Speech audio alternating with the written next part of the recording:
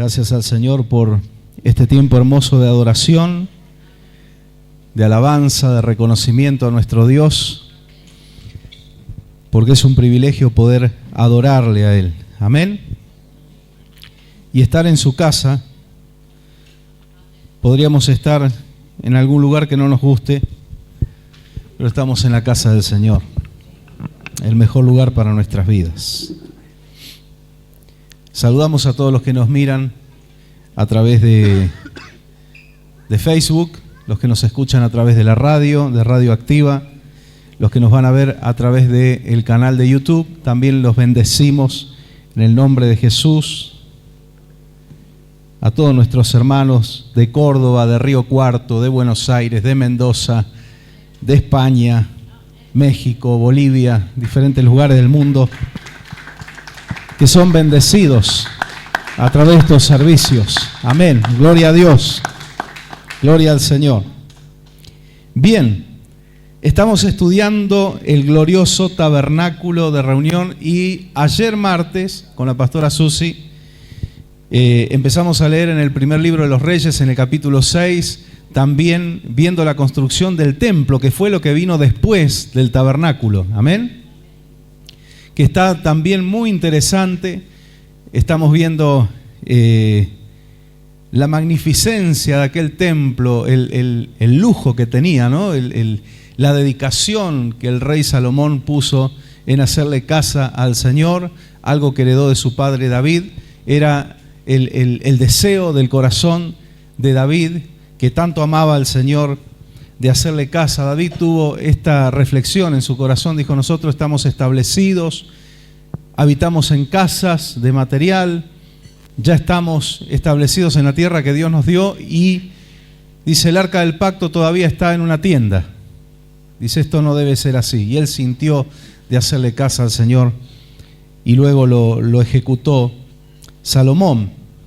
Veíamos que tardaron 7 años en edificar el templo y 13 años en edificar el palacio de Salomón, 20 años de construcción en total, y de hecho Salomón copió algunos diseños del templo y los hizo en su palacio, que le llamó el bosque del Líbano, porque tenía mucha madera de cedro del Líbano, y hablábamos de la belleza, ¿no? de esa construcción, de la excelencia.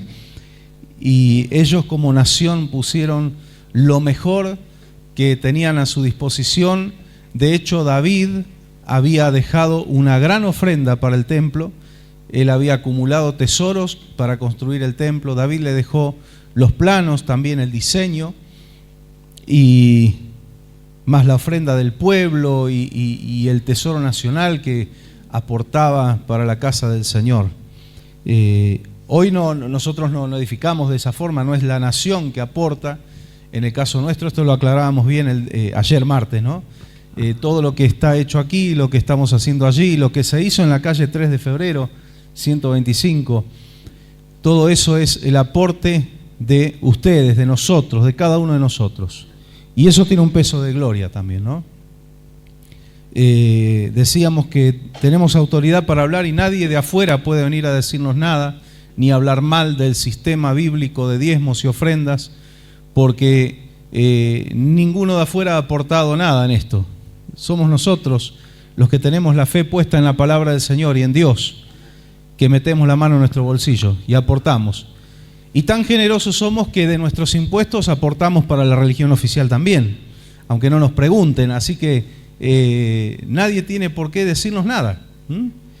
Dios nos bendice, y en la medida que Él nos bendice hacemos la casa del Señor, pero Dios también va bendiciendo nuestras casas. En el transcurso de estos años que se construyó allí en la 3 de febrero, pero que fue la construcción más grande quizá, y ahora la que estamos haciendo, fueron muchos años. Si nosotros revisamos nuestras casas también, o nuestras vidas personales, no fue que acá esto creció y nosotros estamos igual. No, Señor. Dios nos ha bendecido a nosotros. Dios ha bendecido nuestras casas. Si nosotros somos instrumentos de bendición, Dios sí o sí, por la regla y la ley de su palabra, tiene que bendecirnos a nosotros. Y Él no se olvida de sus promesas, Él no falla. Pero estamos viendo los miércoles el tabernáculo, el diseño que bajó directamente del cielo.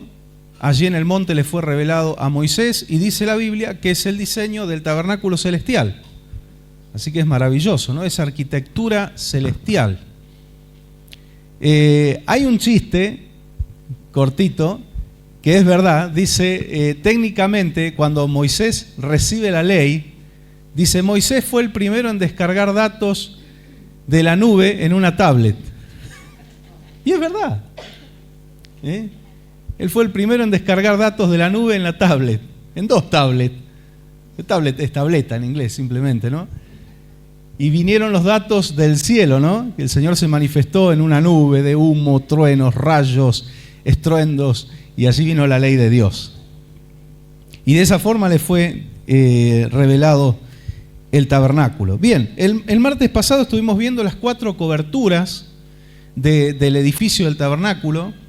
¿Se acuerdan la última, la impermeable? Eran 2 capas impermeables, era piel de tejón, luego debajo de eso había piel de carnero teñida de rojo, debajo de eso pelo de cabra, que decíamos, seguramente eso cumplía la función práctica de ser aislante térmico, porque Dios, a veces vemos la fe, la religión, no sé, como algo tan profundo y místico, y Dios es práctico. Dios es práctico. Por eso la palabra dice que por torpe que seamos nosotros, no nos vamos a extraviar de este camino. Vamos a entender lo que tenemos que entender. El Espíritu Santo nos va a revelar. Es práctico. Y debajo de eso, lo que se veía desde adentro era el lino fino, blanco, pero además había bordados, había unas figuras hermosas. Y decíamos que hay que entrar a la presencia del Señor para ver la hermosura del Señor. Hay que entrar. Por afuera estaba revelado el Cristo humano, sin un atractivo de rey, ¿sí?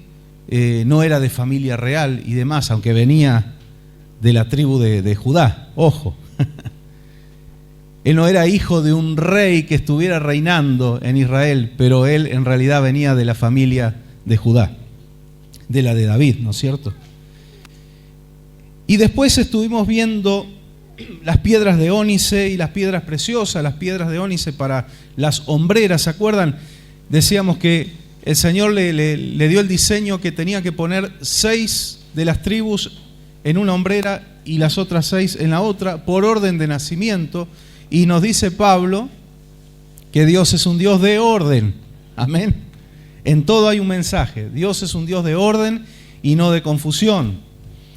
Y luego también las 12 piedras que llevaba el pectoral, que era de 20 centímetros por 20, ¿sí? Atado con cadenitas de oro, a las sombreras, el éfod con un cinto bordado en hilos de oro, una hermosura la vestimenta sacerdotal. Y en cada una de esas piedritas, uno de los nombres de las 12, de cada una de las 12 tribus de Israel. Y decíamos que el sacerdote llevaba al pueblo de Israel sobre sus hombros y en su corazón. ¿Se acuerdan la diferencia del perfil ministerial que dijimos el miércoles pasado entre el sacerdote y el profeta? El sacerdote representa al pueblo delante de Dios. El profeta representa a Dios delante del pueblo. El sacerdote lleva la debilidad, el clamor, la petición de la congregación y la lleva delante de Dios e intercede. El profeta trae el mensaje de Dios y lo da al pueblo. Y vimos varias citas bíblicas. Vimos cómo el pueblo está representado en piedras preciosas, lo cual nos habla de lo que valemos. Amén. Podría haber dicho el Señor, graben una placa de bronce. Podría haber dicho el Señor, agarren unas tablillas de arcilla, con el estilo de escritura babilónica, ¿no? Y escriban los nombres. Era más fácil, más barato. Él dijo, no, piedras preciosas, y él enumeró y dijo cuáles tenían que ser y de qué tamaño. Y tenía que estar grabado el nombre, no así nomás, no hagan una calco, no lo ploteen. Era obra de joyero. Una obra de joyero, algo con excelencia. Perfecto, así es. Y el pectoral del sacerdote, con las 12 piedras, ¿se acuerdan que eran 4 hileras de 3 piedras en cada hilera, ¿no? Era para ministrar justicia. ¿Se acuerdan que le dije, remarquen esa frase? La usaba el sacerdote para ministrar justicia. Y el Urim y el Tumim, ¿se acuerdan que hablamos del Urim y el Tumim? Que era para echar suertes. Se cree que el Urim y el Tumim eran 2 piedras, porque de hecho la orden en la palabra del Señor era llevarla también colgando en el pecho, junto con el pectoral. Estaba el pectoral, por debajo el éfod, que era como un delantal, y debajo de eso la túnica de lino, ahí estamos viendo. Todos los adornos, ¿no? Ahí tiene el incensario en la mano, la mitra, mitra limpia en su cabeza, ¿se acuerdan de esa palabra? Que también tenía una pieza de oro, como una vincha de oro. Era excelente, la vestidura sacerdotal era maravillosa. Ahora cuando en el Yom Kippur, el pectoral, el éfod, todo eso se sacaba, se cambiaba del sacerdote, ¿se acuerdan? Entraba de blanco, con el lino fino, lo más puro posible, porque se iba a presentar en el lugar santísimo, delante de la presencia de Dios, y tenía que ser acepto, porque si no, quedaba fulminado. Y si el sumo sacerdote moría adentro del lugar santísimo, afuera el pueblo, que se agarre, porque estaba todo mal. Estaba todo mal. Sin embargo, ¿se acuerdan el anuncio de los pastores? De los ángeles a los pastores cuando Jesús nace, buena voluntad para con los hombres. Estaban viniendo, recuerden que estaban los querubines en el lugar santísimo sobre el propiciatorio del arca. Y la palabra del Señor dice en los Salmos que la presencia de Dios, el trono de Dios que habita entre querubines, era una representación del trono de Dios. Y vienen los ángeles desde el tabernáculo celestial a anunciarle a los hombres que estaba todo bien, que a pesar de lo mal que estaba Israel, a pesar de lo lejos que el mundo estaba de Dios, venía la gracia y la misericordia. Cuando dicen los ángeles buena voluntad para con los hombres, era una excelente noticia del cielo, era una buena noticia. La gracia de Dios es la buena voluntad de Dios para con los hombres. El domingo el Señor nos hablaba de la reconciliación y de que no es Dios que necesitaba reconciliarse con el hombre, sino que nosotros necesitábamos reconciliarnos con Dios. Amén. Y por Jesucristo somos reconciliados. Gloria al Señor. 12 piedras preciosas para ministrar justicia. Esto nos habla de Cristo, nuestro gran sumo sacerdote. Dice que los sacerdotes terrenales, Dios nos ha levantado hasta el día de hoy, ya no de la orden de Leví, sino que ahora bajo el sacerdocio de Jesucristo, hombres imperfectos que tenían que entrar al lugar santísimo primero a purificarse ellos, sus familias, y después a hacer expiación por el pueblo. Pero eran hombres imperfectos y tenían que entrar todos los años. Jesucristo, como era perfecto y su sacrificio era perfecto y era definitivo, Él entró una sola vez y para siempre. Pero ¿para qué Dios levanta sacerdotes humanos imperfectos? Dice la palabra del Señor. Hebreos, yo se lo recomiendo, lean la carta de Hebreos, van a entender ese puente entre la ley y la gracia. Es maravillosa la carta de Hebreos, que se cree fue escrita por Pablo, pero es hermosa. Y Hebreos dice que ¿para qué? Para que seamos sacerdotes que nos compadezcamos de la debilidad del pueblo, porque nosotros mismos somos sujetos también a las limitaciones humanas. Entonces, para entender con paciencia, por eso el sacerdote se enferma también. Somos vasos de barro, por eso tenemos también problemas. A veces se ve el pastor o los pastores como que la vida es perfecta y todo va sobre rieles, pero a veces algo se descarrila también, ¿sí? A veces nos equivocamos, ¿Sí? Distinto es tener una vida, un patrón de conducta de pecado, eso es otra cosa. El Señor ya condena eso. O de inmoralidad, y de estafa, de corrupción y demás. Pero el error va a estar, porque nosotros también tenemos que entender y comprender. Hoy no llevamos un sacrificio por los problemas o los pecados de ustedes, pero sí vamos delante del Señor con oración, con clamor, con intercesión. Y sabemos lo que siente alguien que está enfermo, sabemos lo que siente alguien que tiene problemas, sabemos lo que siente alguien que está pasando un mal momento en la economía, sabemos todas esas cosas porque las pasamos nosotros. Nos tenemos que compadecer y orar y clamar juntos. Amén. Bien, Jesucristo, nuestro gran sumo sacerdote, nos justificó. Acuérdese, se usaba el pectoral ¿para qué? Para ministrar justicia. Jesucristo nos justificó, nos hizo justicia de Dios. Y también acuérdese que llevaba el Urim y el Tumim. Jesucristo cambió nuestra suerte. ¿Cuántos dicen amén? Yo lo puedo decir y yo sé que si usted está caminando con el Señor, no hace falta que usted me lo cuente. Sé que el Señor ha cambiado su suerte. Por empezar, usted ya no va caminando al infierno. Usted va camino a la nueva Canaán.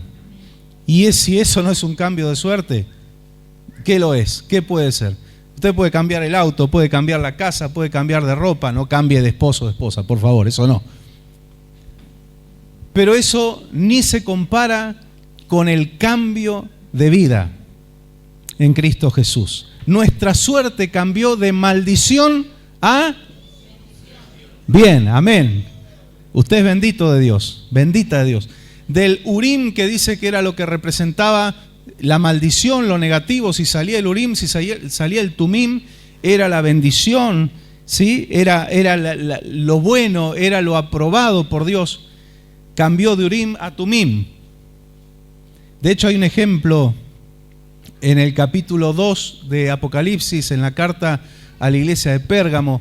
Dice: al que venciere, uno de los premios cuales le daré una piedrecita blanca con un nombre nuevo escrito, que él lo conoce solamente el que lo recibe, y Dios, por supuesto.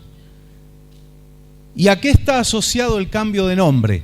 Cuando usted va al Antiguo Testamento, el cambio de nombre estaba asociado a propósitos de Dios, a cambios de suerte. Ya no te vas a llamar más Abraham, padre enaltecido, te llamarás Abraham, padre de multitudes. Ya no te vas a llamar más Jacob, el que suplanta, ¿sí? Ahora te vas a llamar Israel, el que lucha con Dios. Eran cambios de nombre, era un cambio de destino. Jesucristo, allí el pectoral del sacerdote que ministraba justicia, Él nos justificó y Él cambió nuestra suerte. Vamos a ver un par de textos. 2 Corintios, Eliseo, 2 Corintios 5:21. Al que no conoció pecado, por nosotros lo hizo pecado, para que nosotros fuésemos hechos justicia de Dios en él. Amén. ¿Quién es el que no conoció pecado? Jesús. Y el Padre le cargó nuestros pecados y lo vio como pecador. Por eso es que el Padre en un momento quitó la mirada de su Hijo. Y ahí donde Jesús, yo me trato de imaginarme, sé que no me voy a poder imaginar en la totalidad, ¿no? Pero trato de imaginarme, Dios ya se tuvo que autolimitar y lo hizo voluntariamente, metiéndose en un cuerpo de un ser humano. Pero además, esto tenemos que aprenderlo, dejó voluntariamente los atributos de Dios. Jesús, yo lo voy a remarcar bien porque es bíblico, hemos visto base bíblica para esto. Dejó de ser omnipresente, omnisciente y omnipotente. Todavía escucho predicadores que dicen, bueno, por Jesús, porque era omnipresente, porque era Dios. Sí, era Dios, pero Él se autolimitó voluntariamente. Eso es lo que hay que entender. No es que Jesús perdió los atributos, nunca los perdió. Los limitó. Por eso Jesús, para buscar la voluntad del Padre, ¿cómo hacía? Tenía que orar. Tenía que orar. Tenía que pasar una noche entera en oración buscando la guía de Dios para elegir, por ejemplo, a los 12 apóstoles. ¿Sí? ¿Por qué tenía que orar Jesús? Si era omnisciente, omnipotente, omnipresente. Es que se había autolimitado y no lo era. Porque algunos dicen, no, pero como él conocía los corazones del hombre, ¿sabe cómo se llama eso? Discernimiento. Lo que Jesús tenía era discernimiento. Por eso Jesús dijo, las obras que yo hice ustedes las pueden hacer también. Y yo aclaré esto una vez que hay que entenderlo bien. Y es un concepto por ahí un poco difícil de entender. Yo lo hice con preguntas. Dije, ¿nosotros podemos hacer lo mismo que Dios hace? ¿Qué opinan ustedes? No, en absoluto. No podemos hacer lo que Dios hace.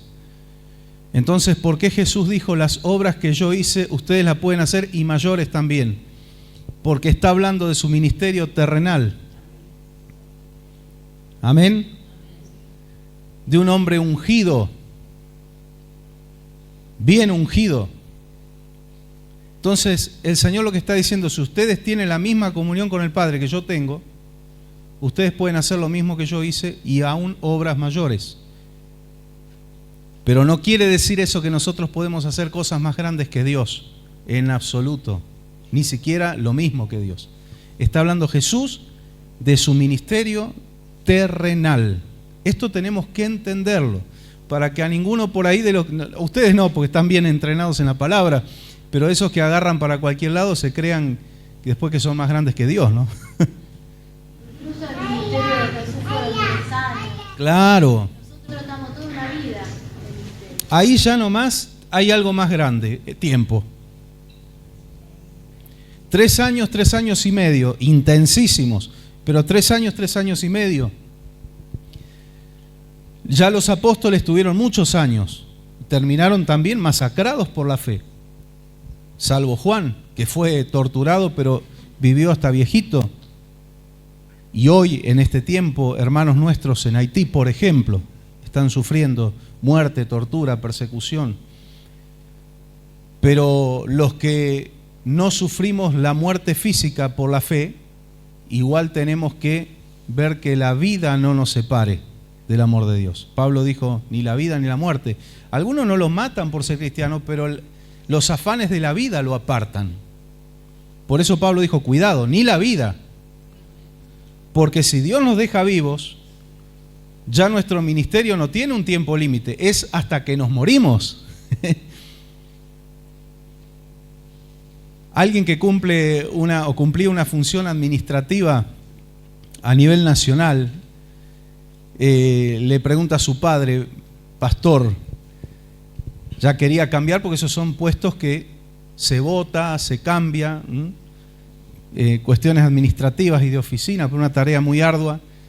Y le dice, papá, ¿hasta cuándo voy a seguir de secretario? Y le puso la mano en el hombro y dijo, sé fiel hasta la muerte. Ella quería largar, pues es un rompedero de cabeza, pero dijo, sé fiel hasta la muerte. Bueno, si no morimos por Cristo, tenemos que vivir por Cristo. Amén. Son esas dos opciones, o morimos por Cristo o vivimos por Cristo. Y vivimos por Cristo y vivimos para Cristo. Amén. Gloria a Dios. Él nos justificó. A ver, Gálatas 3:13. Este es un versículo fuerte también, Gálatas 3:13. Cristo nos redimió de la maldición de la ley, hecho por nosotros maldición, porque escrito está, maldito todo el que es colgado en un madero. Qué palabra fuerte. Yo lo he dicho varias veces con mucho temor y respeto, y lo digo porque está escrito en la Biblia, si no, no me animaría a decirlo, que Jesús fue maldito. Qué fuerte que suena, ¿no?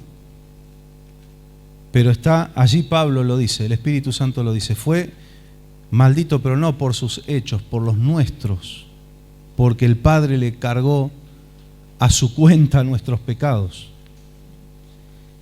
Y hace referencia a Deuteronomio 21, creo que 21-23. Ahí está esa ley de Dios, que maldito es por Dios todo el que es colgado en un madero. Y resulta que Cristo termina ocupando ese lugar, pero por nosotros.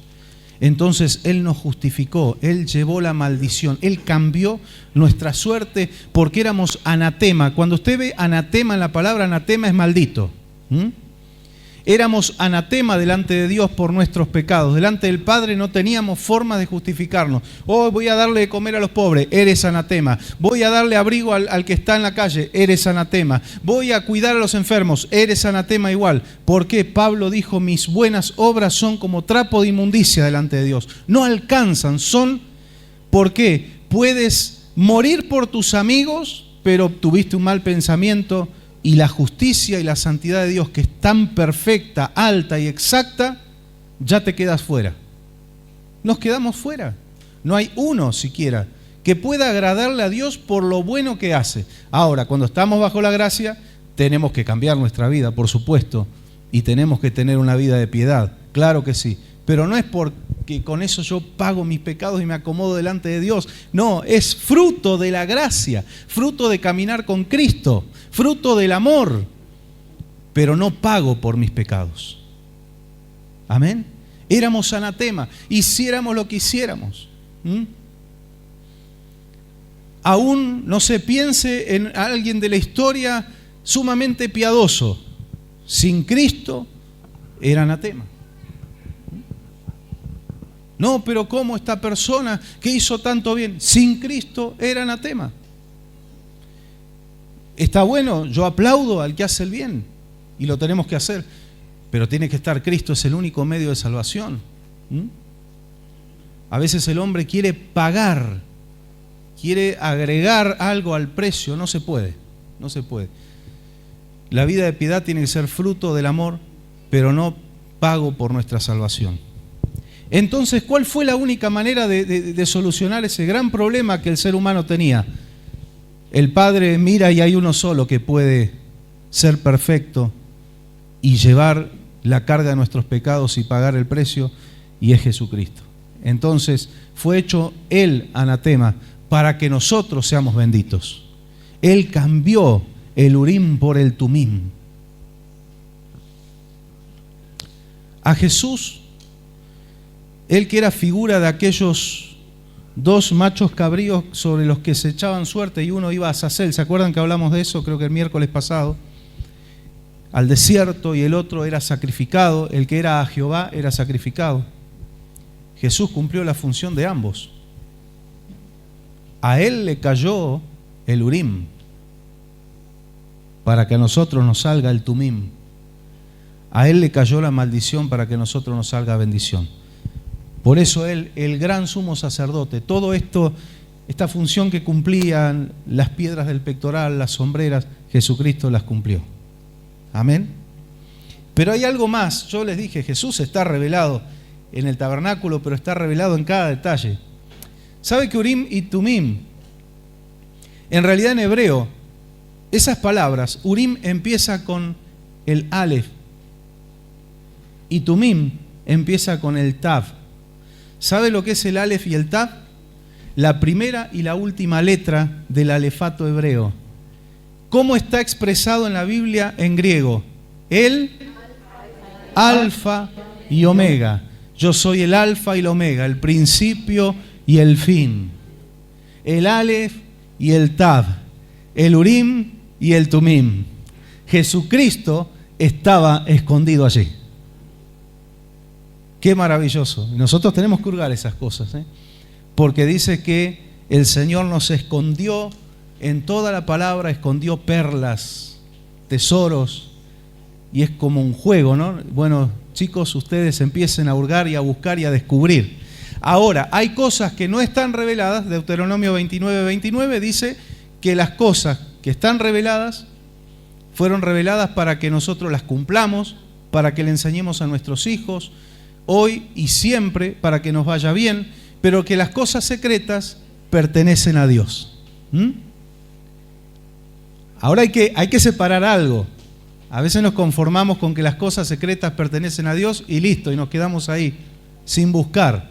No. También la palabra dice, te voy a revelar secretos escondidos. ¿Cuántos leyeron esto? Porque hay que buscar. Escudriñar es justamente eso, es surgar, es profundizar. Y no dijo lean la Biblia, dijo escudriñen las Escrituras. Ahora, si ya llegué al fondo y no hay más nada, mejor no invento, porque son cosas secretas que pertenecen a Dios. ¿Amén? Ese es el criterio bíblico para estudiar la palabra. Ahora también a nosotros, sacerdotes humanos, nos habla, hoy a los pastores nos toca hacer la función de sacerdotes, pero también otras funciones, ahora lo vamos a ir viendo. También nos habla de llevar la responsabilidad en nuestros hombros, interceder por los demás, valorar las almas, saber que si el del Antiguo Testamento llevaba los nombres del pueblo en piedras preciosas, hoy en el Nuevo Testamento nos llevamos un pectoral, pero sé que cada uno de ustedes es una piedra preciosa para el Señor, es un tesoro. Entonces llevamos en nuestro corazón. ¿Cuándo? Cuando vamos al clamor en oración y sobre nuestros hombros, porque no solo voy a pedir por mis cosas, mis problemas, mis necesidades. De hecho, en nuestra oración, muchas veces las necesidades personales quedan a lo último y a veces hasta quedan en el olvido porque nuestra oración es por el pueblo. Esa es la función. Ahora, ¿yo me tengo que quedar con esa carga? No, porque me voy a morir. No, mi corazón no va a aguantar. Tengo que tomar la carga, la tengo que tomar como propia, pero se la tengo que llevar al Señor. Siempre hablamos con el pastor Carlos, con las pastoras también de este tema. Uno tiene que tomar las cargas, pero llevarlas al Señor, porque si no nos morimos. Pero además hay otro problema. Si me las quedo yo, nos quedamos nosotros con las cargas, ¿usted qué recibe? Nada. Nos enfermamos nosotros y usted se queda mirando al cielo, mirando el avión. ¿Por qué? Porque la tenemos que llevar al que puede hacer todas las cosas. Tenemos que llevar sus cargas al que le puede abrir una fuente de trabajo, al que lo puede sanar de una enfermedad, al que puede cambiar la tristeza en gozo, al que puede poner paz en el corazón. Esa es la función del sacerdote. Él ministraba justicia, echaba las suertes, el Urim y el Tumim, pero tenía que ir a Dios. ¿A dónde iba a hacer la expiación? No era en el patio, en el atrio, era en el lugar santísimo, era en la presencia del Señor. ¿Amén? ¿Cómo entraba? Con el incensario, con oración, con adoración. Esa era la forma de entrar al lugar santísimo. Y también, hablando del Urim y el Tumim, esto nos habla de buscar la guía del Espíritu Santo para tomar decisiones, para guiar al pueblo. No, yo sé que hay gente que lleva, entre comillas, el sacerdocio de una forma muy humana, ¿no? Que ve con ojos humanos y usa sus propios criterios y no va a los criterios bíblicos, o de repente hay favoritismos. Yo lo he contado aquí un par de veces y es una triste realidad de gente que dice, bueno, este es mi colaborador porque es el que más plata pone. Ahí no está la guía del Espíritu Santo, ahí no está ni el Urim ni el Tumim, no hay nada, y esos son favoritismos humanos. Entonces el pueblo que está escuchando dice, entonces yo no tengo oportunidad de nada, por más que sea fiel, por más que sea honesto, por más que sea decidido y dispuesto a servir a Dios, porque yo no puedo poner lo que se pone. Y empieza una competencia, que la hacen a propósito también, ¿no? Tiene un fin. Pues está el que va a querer competir con eso, me empiezo a poner yo también. No. La ofrenda, el diezmo, eso es algo voluntario, es algo de corazón, es algo que se hace con amor, que se hace por gratitud a Dios, no porque tengo que competir con aquel que pone más que yo. Y después están las bolsas de gato que se arman, porque entre la gente se empiezan a agarrar después. La autoridad a veces es difícil aplicar. Ministrar justicia, hay un dicho que no está en la Biblia, pero es verdad, ser bueno es re fácil, es facilísimo ser bueno, ser justo es lo difícil.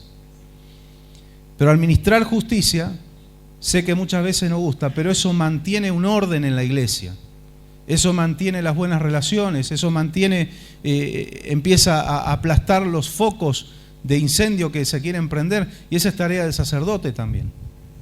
Por eso tenía no solo que entrar a orar al lugar santísimo, sino tenía que oficiar de juez con el pueblo también, ministrar justicia. Pero ¿cómo se lleva adelante un sacerdocio real? Porque muchos son voluntarios, y ahora voy a hablar de lo que es el pastorado. En el pastorado no hay voluntarios. Hay que tener voluntad, sí. Pero no es el que dice yo quiero ser. Dice en Hebreos, nadie toma para sí esa honra sino aquel que es llamado por Dios, como fue el caso de Aarón. Aquel que es llamado por Dios. Por eso se habla tanto del llamado, la vocación. Si usted pregunta a los pastores que Dios nos ha llamado, la mayoría no queríamos ser. Esa es la realidad.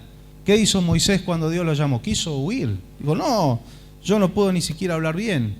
Fíjate a alguien que sea mejor que yo. La mayoría de los que fueron llamados es como que vislumbraron el peso del llamado y quisieron salir corriendo. Todavía hay cristianos que creen, y no hablo del mundo, el mundo yo entiendo, hay una ignorancia total de lo espiritual, pero hay cristianos que creen que ser pastor es fácil.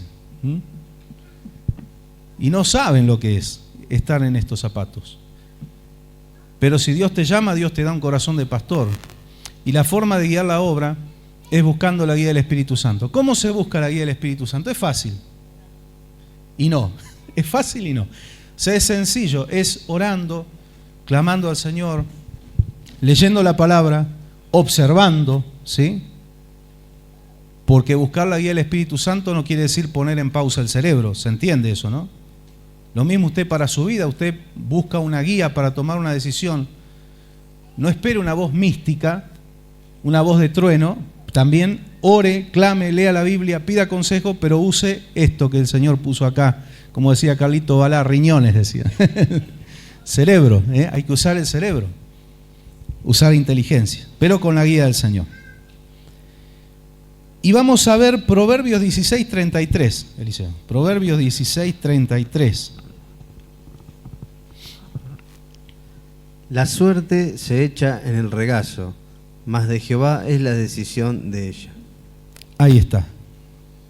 La suerte se echa en el regazo, pero la decisión es del Señor. Hay una palabra que dice que las cuerdas me cayeron en lugares deleitosos. Las cuerdas se refiere al trabajo del que hace una mensura de un terreno. Y se echaban cuerdas para delimitar un terreno, como se ponen hoy las estacas, y se toma escuadra y línea y demás, ¿no? Bueno, a eso se refiere. Y lo que está diciendo el salmista es, me tocó una buena tierra, un lugar deleitoso. Y eso iba muchas veces en suerte. Por eso aquí el escritor de este proverbio dice, se echan la suerte sobre el regazo o sobre la mesa, dice otra versión, pero el que da el veredicto es Dios. Dios es el que da el veredicto. ¿Qué más dice el salmista? Tú sustentas mi suerte. Amén. Entonces, a veces yo corrijo a algún hermano o hermana que dice, tuve suerte. No, tú fue bendecido por Dios. Fue bendecida por Dios. Fue la bendición de Dios. Ahora, si usted quiere creer que fue la suerte, igual Dios está detrás porque Él sustenta su suerte. Pero nunca crea que fue el azar. Nunca crea que fue el azar. ¿Por qué los creyentes no jugamos a la lotería, al quiniseis y todo eso? Aunque algunos por ahí se muere de ganas. Decía, a ver si me salvo. En Villa Mercedino sacó 33 millones. Sí, eso, lo hubiera jugado yo ese número. Porque el Señor, a Él no le agrada que nosotros pongamos la fe en el azar, sino la fe en lo que Él decide. Eso tenemos que entender, el por qué. ¿Sí? Siempre hay un porqué. Dios no es el padre ese que dice, bueno, tenés que hacer esto. ¿Y por qué, papá? Porque lo digo yo, porque soy tu padre y punto. Bueno, a veces amerita, cuando hay algo que la criatura no va a entender, es eso nada más.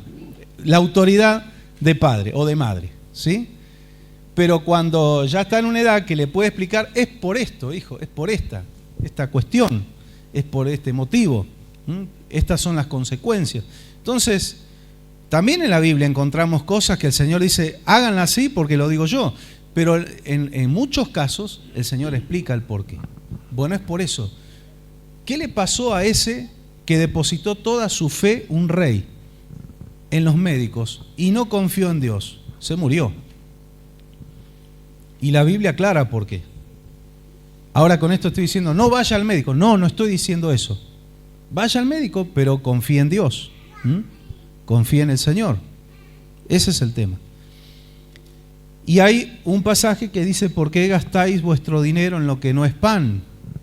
Entonces, todo lo que sea vanidad o lo que sea destructivo, incluso, el Señor no quiere que usemos la provisión que Él nos da para cosas que nos dañan o cosas que nos sirven. El azar en este caso, ¿no?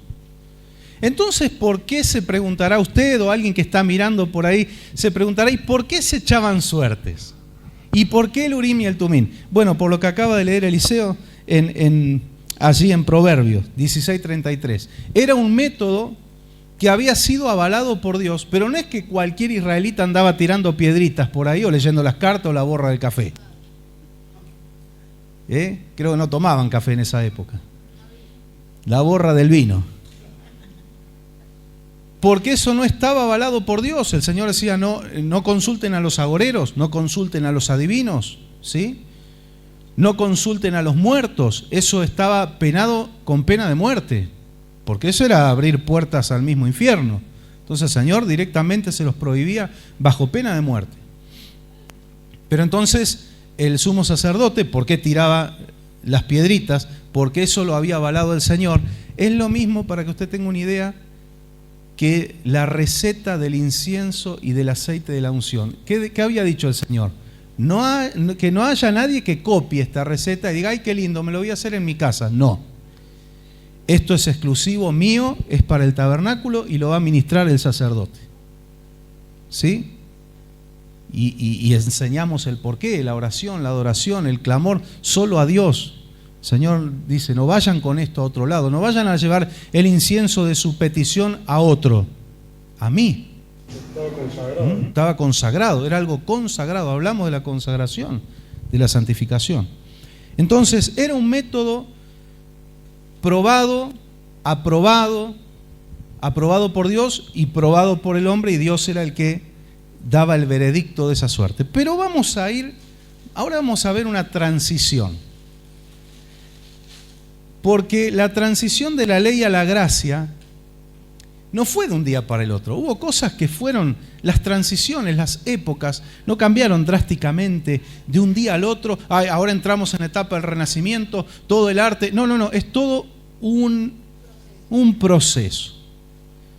Ya dijo Jesús hasta Juan, hablando de Juan el Bautista, fue la ley y los profetas. Pero Jesús nació bajo la ley y cumplió la ley. Yo siempre aclaro esto: lo que Jesús no cumplió fue los caprichos de los fariseos. Eso es otra cosa. Ahora Jesús murió y resucitó, y con la resurrección, y es más, ya con la muerte, Jesús dijo: consumado es. Pero no cambió todo, absolutamente todo en ese momento. Después incluso hubo discusiones entre los apóstoles por cuestiones de formas, ¿sí? Pero hay cosas que cambian. Bueno, ahora se los digo, no me adelanto. Hechos capítulo 1, versículo 24 al 26. Hechos 1, 24 al 26. Y orando dijeron: tú, Señor, que conoces los corazones de todos, muestra cuál de estos dos has escogido para que tome la parte de este ministerio y apostolado de que cayó Judas por transgresión, para irse a su propio lugar. Y les echaron suertes, y la suerte cayó sobre Matías, y fue contado con los 11 apóstoles. ¿Quién estaba hablando esto? El apóstol Pedro. Estamos en el capítulo 1 de Hechos. ¿Qué le quiero decir con esto? Todavía no había venido el Espíritu Santo.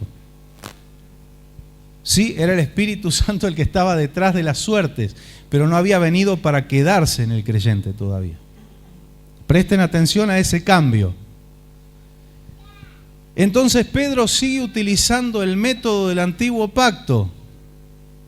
Pedro utiliza el método de echar suertes para elegir. Había dos postulantes para ocupar el lugar de Judas, que se fue a su propio lugar, al infierno. Pues el diablo había entrado en su corazón. Y alguien tenía que tomar su oficio porque había una profecía sobre esto.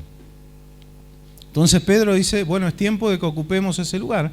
Y las suertes caen en este hermano Matías, que Pedro dice, si usted lee el capítulo completo, que eran hombres que habían estado con Jesús, que eran hombres que habían servido al Señor, eran hombres que estuvieron. De hecho, yo tengo algunas diferencias con el credo general de que Matías en realidad después desapareció porque como fue elegido echando suertes, en realidad no era la voluntad de Dios. Y Matías después no se lo nombra más en la Biblia. ¿Sí? No sé si algunos de ustedes escucharon eso. Por ahí los creyentes más viejos habrán escuchado. Matías en realidad después desapareció, no estuvo más con los 11 porque no fue elegido bajo la guía del Espíritu Santo. Pero yo encuentro más adelante, aún después de la venida del Espíritu Santo, que se levanta Pedro con los 11. Saben hacer cuentas, ¿no? Pedro más 11, 12. Quiere decir que Matías estaba. Matías permaneció. De hecho, hay historia secular que habla de Matías. Matías permaneció en el ministerio. Dice, no, en realidad el que iba a ocupar el lugar de Judas era el apóstol Pablo. ¿Y por qué? ¿Por qué tenía que ser solo 12? Pues dice, yo el último, dice Pablo, y muchos dicen desde ahí que no hay, ahora no existen apóstoles ni profetas porque Pablo dijo que era el último. Pero el último ordinal, en orden, no el último de que yo soy el último y se acabó, no hay más apóstoles. No. Y ahora vamos a ver, quizá el próximo miércoles por cuestión de tiempo, vamos a ver que sí hay apóstoles, profetas. Todo eso está, ese ministerio está vigente. Esos ministerios. Los hermanos bautistas dicen que ya no hay más apóstoles, decían. Sí. Creo que creen de otra manera también. Los bautistas y, bueno, los libres y alguna rama pentecostal también se proclaman en contra de los apóstoles o profetas. Acaba de decir que decía Pablo, yo el último. Claro, pues toman ese versículo, pero está fuera de contexto. Ya lo vamos a ver bíblicamente. Así que Matías fue elegido con el método de echar suertes. Y yo creo que todavía Dios estaba guiando ese método porque el Espíritu Santo no había venido. Vieron que no cambió todo con la muerte, resurrección de Jesús. Ahí la gracia, eso es el consumado pero los usos y costumbres van cambiando. De hecho, tuvieron discusiones fuertes entre los apóstoles, que estaban lo que decían, claro, se empezaron a convertir los gentiles, y todavía algunos de ellos, Pedro incluido, tenían en la cabecita dura de que la salvación era solo para los judíos. Dios tiene que mostrarle una visión de animales inmundos, ¿se acuerdan, no? Y ojo, ya el Espíritu Santo estaba en Pedro, pero no había abierto su cabeza todavía. Por eso digo que el cerebro hay que usarlo. No pone la unción, no le pone pausa a tu cabeza. Y Dios le tuvo que mostrar una visión y tuvo que ir a la casa de Cornelio, y cuando vio que el Espíritu Santo se derramó sobre los gentiles que estaban ahí se dio cuenta.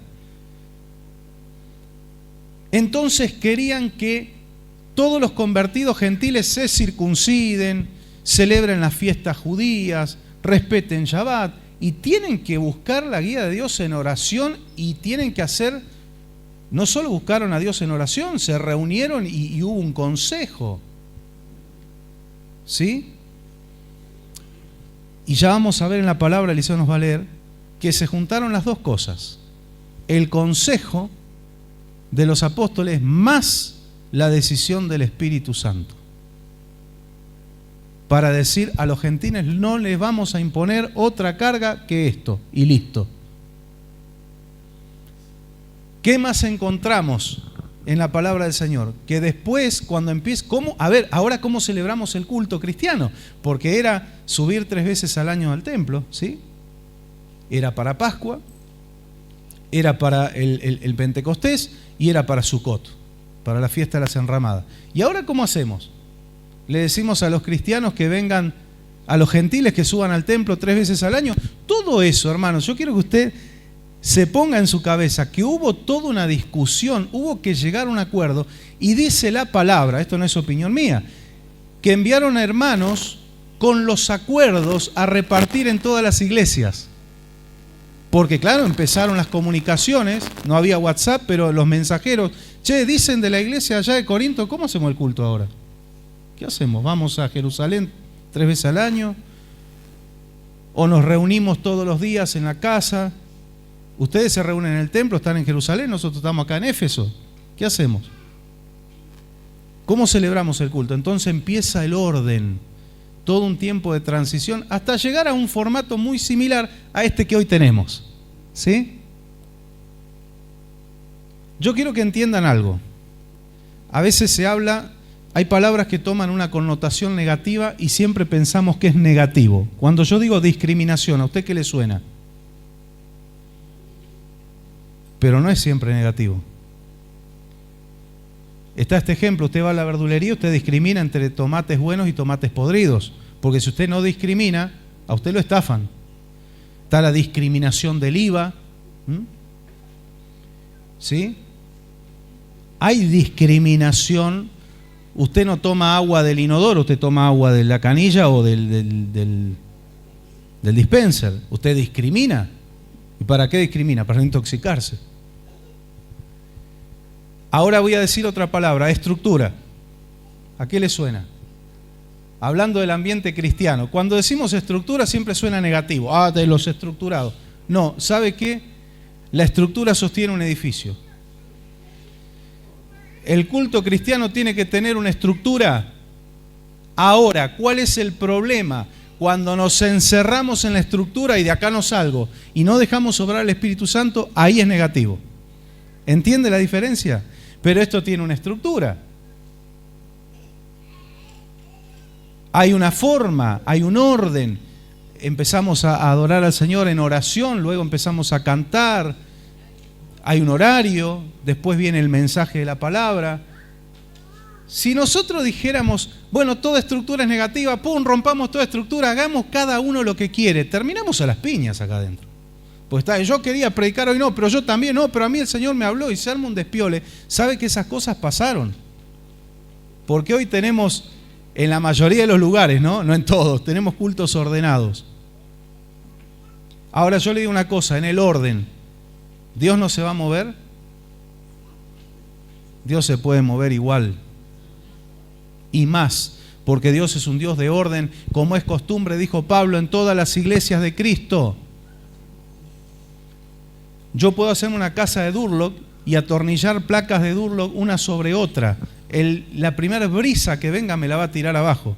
Si yo no le pongo las ménsulas metálicas, que son, ¿qué cosa? Una estructura que lo sostiene.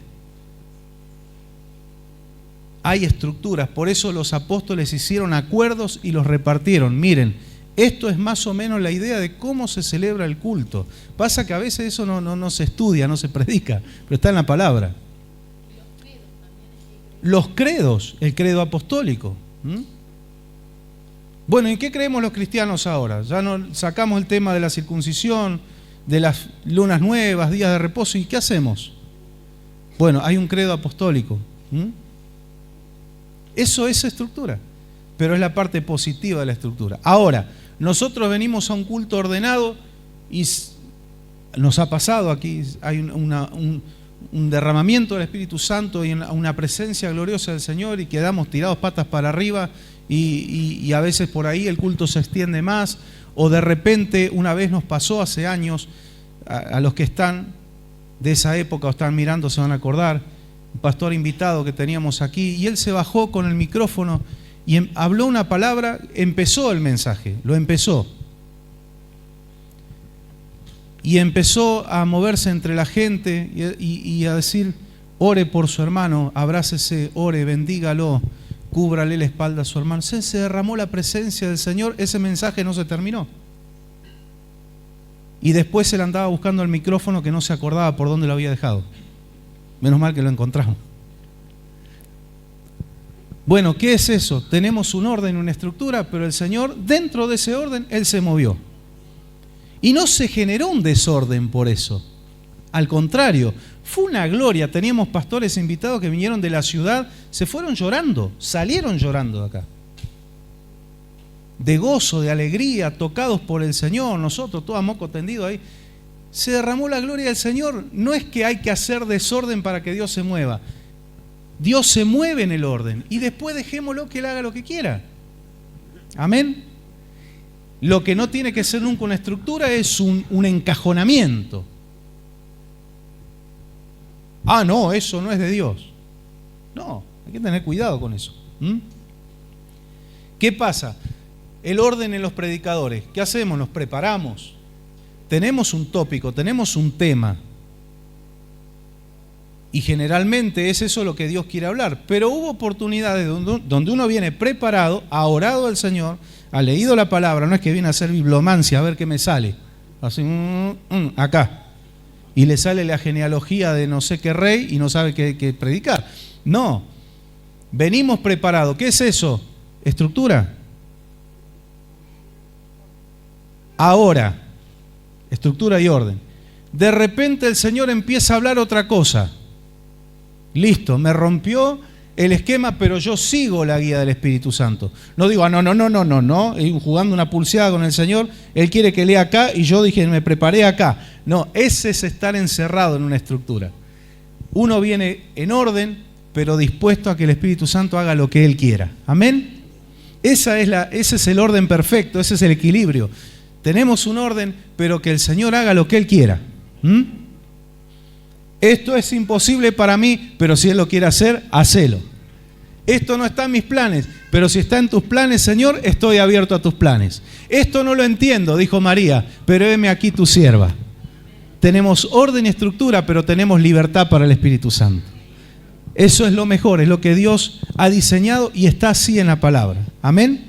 Entonces vemos que Pedro se levanta con el sistema que todavía estaba vigente, echan suerte, sale Matías. Perfecto. Pero ahora, en el capítulo 13. Pastor, una pregunta. Sí. En el marco de Jonás, los marineros también echaron suerte, dicen. Sí. Y ahí Dios se metió en esas suertes porque le sale a Jonás. Ahí Dios les estaba mostrando a todos, este es el culpable. Lo mandó al frente, lo incendió. ¿Vio cuando digo Dios no tiene hijos favoritos? El favoritismo de estos dos son iguales, pero a este le perdono y a este no. No, eso no lo tiene el Señor. Nuestros hechos marcan diferencia. Pero a dos factores iguales el Señor no tiene un favorito. Entonces, no, este no lo voy a mandar al frente porque es mi profeta. Lo mandó al frente. Encima con los paganos. Pero era la forma, ¿no? Pero el método Urim y Turim, ¿era exclusivo judío o había otros métodos de echar suerte? Porque los romanos también echaron suerte sobre la túnica de Jesús. Claro, ellos usaban, pero ese método no estaba aprobado por Dios. Eso era el azar, pura y exclusivamente el azar. En el caso de Jonás que menciona Georgie, sí, ahí Dios se metió porque Dios tenía un propósito. Si no lo mandaba al frente a Jonás, Jonás no iba a ser tirado al agua, no lo iba a agarrar al pie, no lo iba a llevar a Nínive. Entonces había un plan de Dios atrás. En el caso de la túnica, que era la túnica de Herodes, que se la puso a Jesús para burlarse, valía plata. Era una vestimenta, ni los soldados les daba el sueldo para esa ropa. Mira, Hechos 13, versículos 2 y 3. Escuchen esto. Ministrando estos al Señor y ayunando, dijo el Espíritu Santo: apartadme a Bernabé y a Saulo para la obra a que los he llamado. Entonces, habiendo ayunado y orado, les impusieron las manos y los despidieron. Ese es el método que ahora está establecido. ¿Por qué leímos Hechos capítulo 1? Porque todavía el Espíritu Santo no había venido, seguía funcionando. ¿Vieron la transición, no?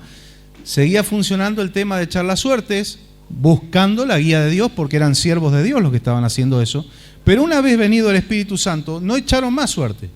Entendieron los apóstoles que ahora la forma era orar, era ayunar, era buscar la voluntad de Dios, y de alguna forma Dios se iba a mostrar, a veces en sueño, a veces en visión, a veces por una palabra, o a veces Dios adentro te da una convicción, fíjate en esa persona, Yo lo estoy marcando y te lo marca. Falta que le haga una flechita hacia arriba, pero a veces el Señor te lo marca.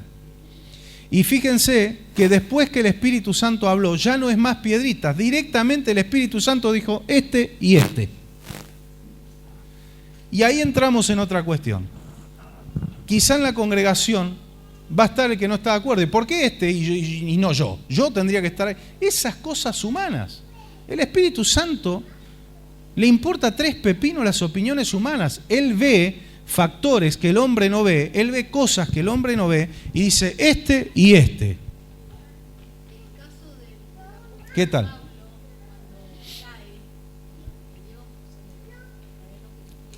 Sí.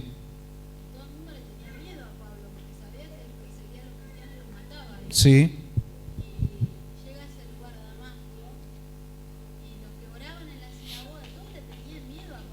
Sí. Ananías.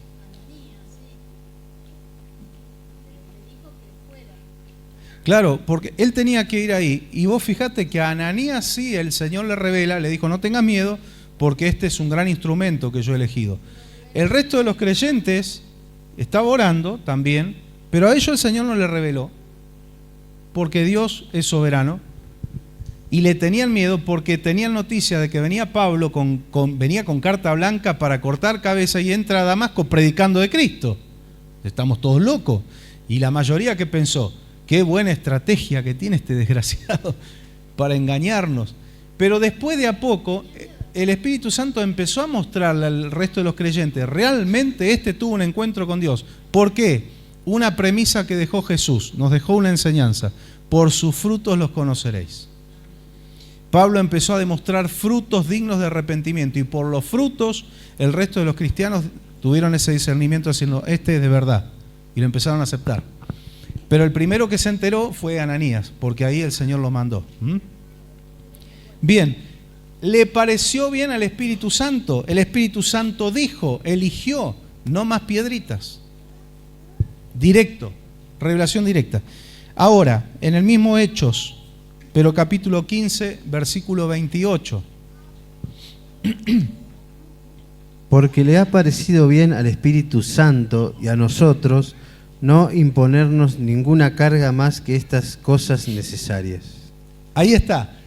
¿A qué se refiere cuando estaban en un concilio entre los apóstoles diciendo, che, ¿qué le decimos a los gentiles? ¿Qué le vamos a hablar a los gentiles de la circuncisión? Van a salir corriendo. ¿Qué le vamos a hablar de que celebren las 7 fiestas judías? No tienen ni idea. Si esto vienen de las fiestas paganas. Entonces hubo un consejo, dieron su opinión. Obviamente no concibo la idea de que uno se haya sentado en esa mesa a discutir algo sin haber orado o ayunado o buscado la guía de Dios. ¿Y cuál es el resultado? ¿Vieron que les dije? El consejo humano junto con la guía del Espíritu Santo. Y le pareció bien al Espíritu Santo y a nosotros. Hermanos queridos, ustedes no saben lo maravilloso que es cuando nuestra voluntad está guiada por Dios y nos parece bien lo que a Dios le parece bien. Mire, esta palabra puede usted rescatar muchas cosas, pero rescate esto también en esta noche. Y se lo puede anotar como un objetivo para su vida. Señor, que mis pensamientos, mi forma de ver las cosas, mi forma de entender, de elegir, mis criterios se ajusten a los tuyos. Que a mí me parezca bien lo que a ti te parece bien. Si a nosotros nos parece bien lo que al Espíritu Santo le parece bien, valga la redundancia, vamos bien. Vamos bien encaminados. Vamos a un buen objetivo. ¿Cómo terminó esta historia? Y bueno, vea la vida de Pablo. Vea el ministerio. Vea el ministerio de Bernabé. Usted dirá, sí, pero después se pelearon y se separaron. Sí, pero no se pelearon con el Señor. Tuvieron un desacuerdo ministerial y no quedaron como enemigos, a pesar de que hubo una gran discusión. ¡Qué madurez! ¡Qué madurez! No es que Bernabé dijo, me voy de la iglesia o no, ahora me voy a los Baales porque este que dice que es apóstol, mirá, no está de acuerdo en llevar a Marcos, que nosotros lo queríamos llevar, porque por ahí vino la discusión. No, dijo, ok, no estamos de acuerdo. ¿Sabe lo que hizo Bernabé? se busca un maestro en la palabra y se va a servir a Dios, se va a seguir predicando. Y Pablo se busca un profeta y se va, Pablo y Silas. Era el binomio Bernabé-Pablo, terminó siendo Pablo y Silas, pero Bernabé siguió proclamando el Evangelio y Dios lo siguió respaldando. Porque no es que hubo una rebeldía y se quedaron ahí de enemigos, no estamos de acuerdo en lo ministerial. Nos damos la mano y yo voy a seguir sirviendo a Dios por acá, vos por allá.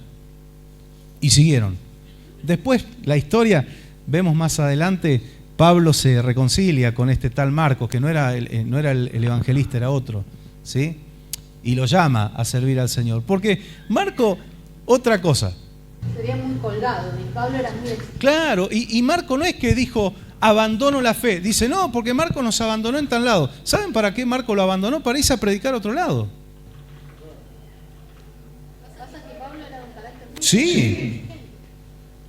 Era blanco o negro. Pastor, cuando discutió con Pedro en Antioquía, Sí, con Pedro tuvieron unos chispazos bárbaros. Y encima lo mandó al frente también y quedó en la Biblia. Porque era digno de condenar, dice.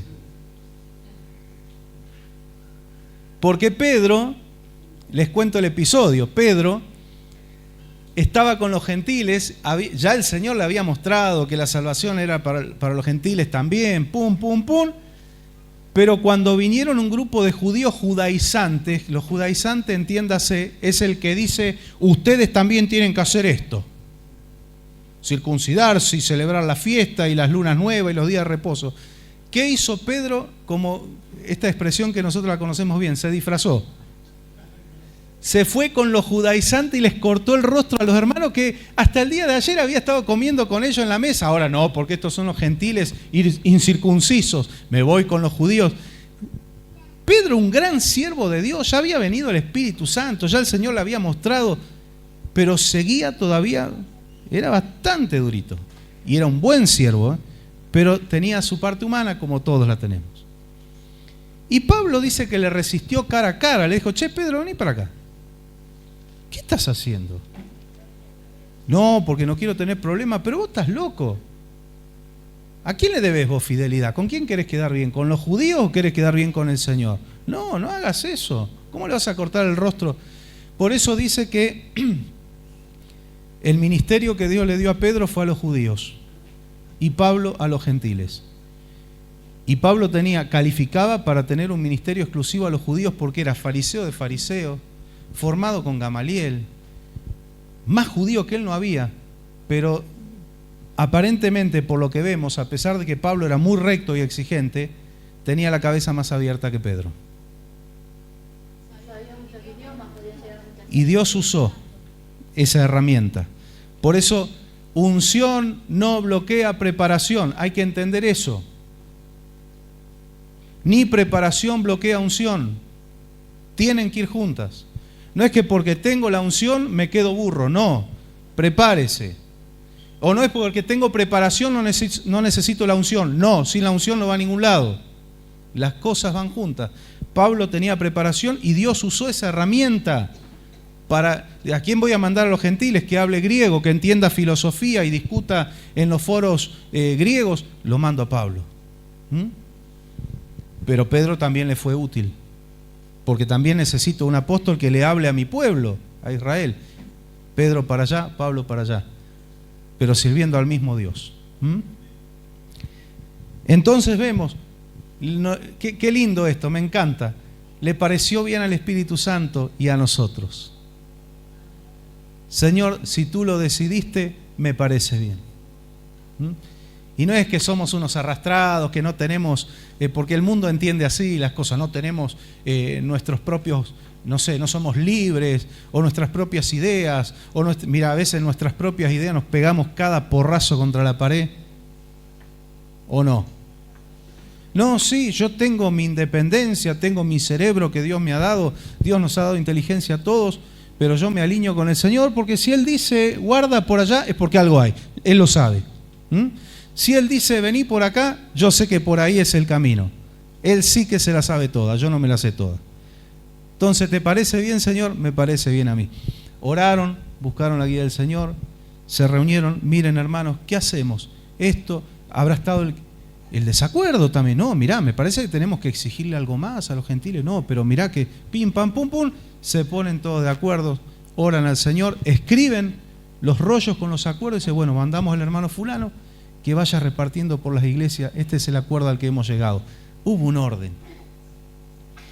Y el Señor se siguió moviendo, igual, y mejor todavía, porque se empezaron a limpiar esas dudas, esos temores que había. Se empezó a limpiar eso. Qué lindo. Por eso yo siempre enseño, me gusta enseñar la cultura judía, me bendice, a mí particularmente me bendice, pero no somos judaizantes. Usted tiene que hacer esto para ser salvo. No. Usted tiene a Cristo y en Cristo está completo. Ahora, si quiere, eso ya es voluntario. Mire, si un día el Señor nos guía y dice, vamos a celebrar un Sukkot acá. Estaría bueno. O vamos a celebrar la Navidad en la fecha que corresponde, que es justamente en Sukkot. Está bueno. Claro. Ahora, si no lo hago, ¿Dios se enoja conmigo? No. ¿Dios se enoja conmigo porque descorcho una sidra y me como un pan dulce el 25 de diciembre? No. Pues yo no estoy celebrando el cumpleaños del dios Tamuz, el hijo del sol y qué sé yo. No. Y yo sé que la Navidad es un lindo motivo para reunirnos en familia y demás, no hay ningún mal con eso, pero sé que lo importante es que yo haya nacido de nuevo. Eso es lo que tiene valor. No es que yo celebre el nacimiento de Jesús en la tierra, sino que en el cielo un día se celebró mi nacimiento y el tuyo, porque dice que hay fiesta en los cielos cuando alguien se arrepiente. Él celebra nuestro nacimiento. Amén. Gloria a Dios. Gracias, Señor. Vamos a cortar acá, Eliseo, porque se nos fue la hora. Yo paso la cita y digo, bueno, no sé si vamos a alcanzar a leer todo, pero vamos a ir hasta donde el Señor nos guíe. El próximo miércoles, porque, esto es importante, estamos en el mes de la Biblia. A ver, creyentes que me están mirando por ahí, algunos no pudieron venir, pero el que puede venir, estamos en el mes de la Biblia, venga a estudiar la palabra. Vamos a honrar la palabra del Señor. Claro, mes de la Biblia, 12 aniversario de Radioactiva, 12 años. Empezamos en septiembre del 2011 con la radio. 10 años ya para 11 de la construcción. Pero mes de septiembre, además de ser el mes del estudiante, de la primavera, lo más importante, el mes de la palabra del Señor. Ya vamos, en estos días subsiguientes vamos a hablar de eso, está muy bueno todo eso, ¿no? Qué lindo que es conocer nuestras raíces. Hay creyentes que dicen, y no sé de dónde viene nuestra fe, cómo nos llega la Biblia. Bueno, hay todo un registro de esto. Vamos a estar de pie, hermanos. Gracias, Eli. Dios te bendiga. Vamos a agradecerle al Señor.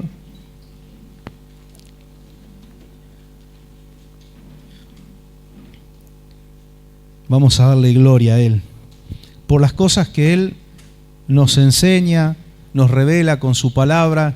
Usted sale de aquí con un par de ladrillitos más en su edificio, porque la palabra del Señor nos va edificando. Amén.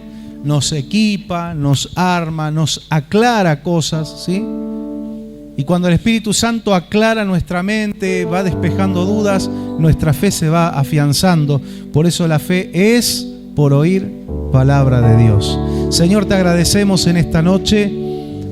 Gracias por tu presencia. Antes que nada, Señor, lo más glorioso, tú nos honras y engalanas este lugar, Señor, y nuestras vidas con tu dulce presencia, con tu Espíritu Santo. Por eso te adoramos y te alabamos y nos gozamos de estar aquí, Señor.